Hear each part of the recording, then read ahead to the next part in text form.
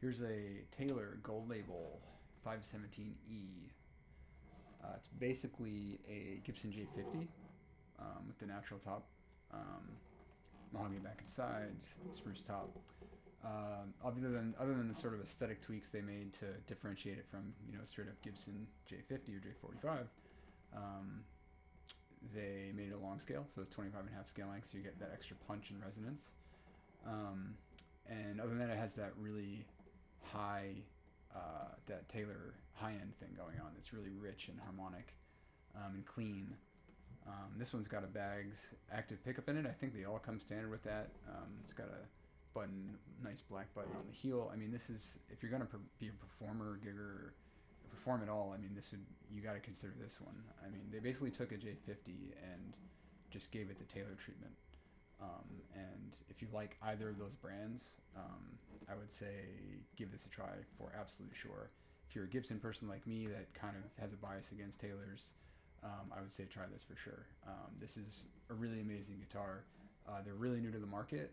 Whatever they're doing is just kind of mind-blowing, honestly. It's just a really, really good guitar. And then you add in for the money, and it's like, yeah, they're doing something pretty special here. So maybe hence the gold label thing. But so yeah, let's hear a little bit here.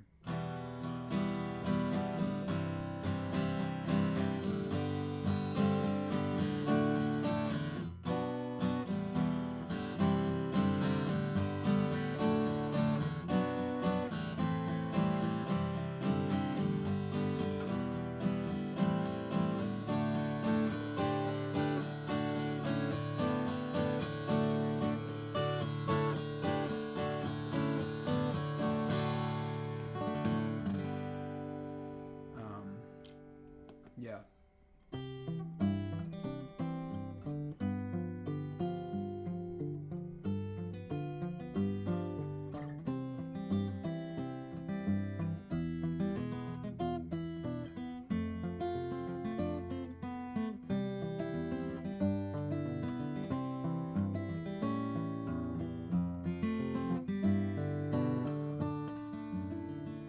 Yeah, I mean, it has this, especially, yeah, when you're playing fingerstyle like that, there's a high end harmonic thing going on, frequency sort of sustain thing going on that's really fun to play with, and you actually more characterize it with more expensive guitars, to be perfectly honest.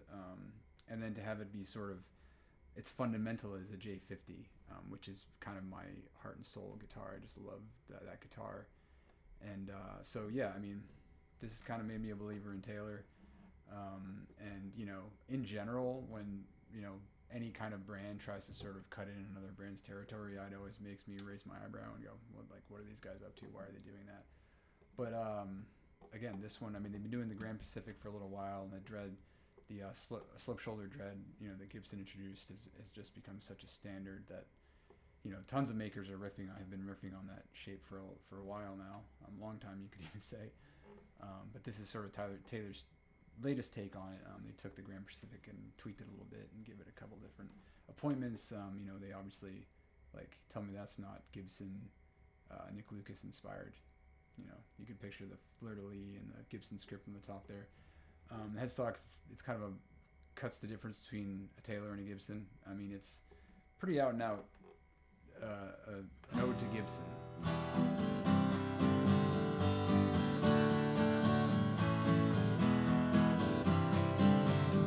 And considering how sort of crazy the Gibson J45 market is, I mean, they've been cranking out new ones, all different types of new ones for decades now, since forever. I guess since the early '90s when Ren Ferguson joined up and they kind of started making them like the old way again. They've been cranking them out since then, and they're all great. But you're looking two maybe minimum. If they show up for under two, they'll go pretty quick usually in the market. But then you kind of combine that reality with the high-end Gibson vintage J45 market, and I mean, they're like $8,000 or whatever. And I just, in my experience, the vintage ones are just like significantly better than any other era. And I think the ones, the 90s and then into the 2000s, I think those are really great too. And really, I think reflect the renewed vigor they had in that department and that build approach to acoustic guitars, and specifically the Gibson J-45. But really, they're all their everything they were putting out sort of through that period was great. Seems like they've gotten a little bit mass producey in the last, say, 10, 15 years.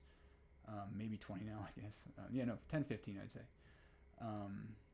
And sort of with Martin, as they've seen like boutique stuff and the vintage stuff go so high, I think in tandem with their slight, drop in quality, in my opinion, in their sort of $2,000 to $3,000 range standards, say, they introduced the Authentics on the Martin side, and Gibson introduced, well, this isn't Gibson, but Gibson introduced the Historic series.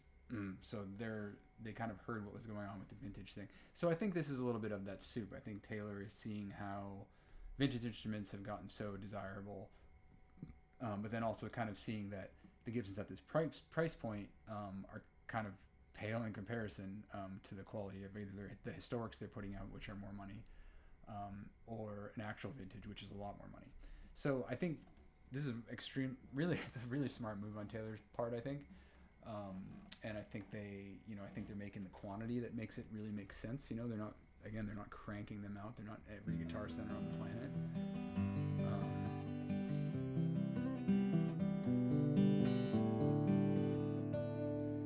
Yeah, I mean, without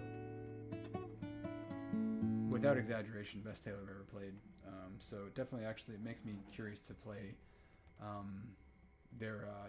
as we go up to the 8 in this Gold Label series, because they made me a believer.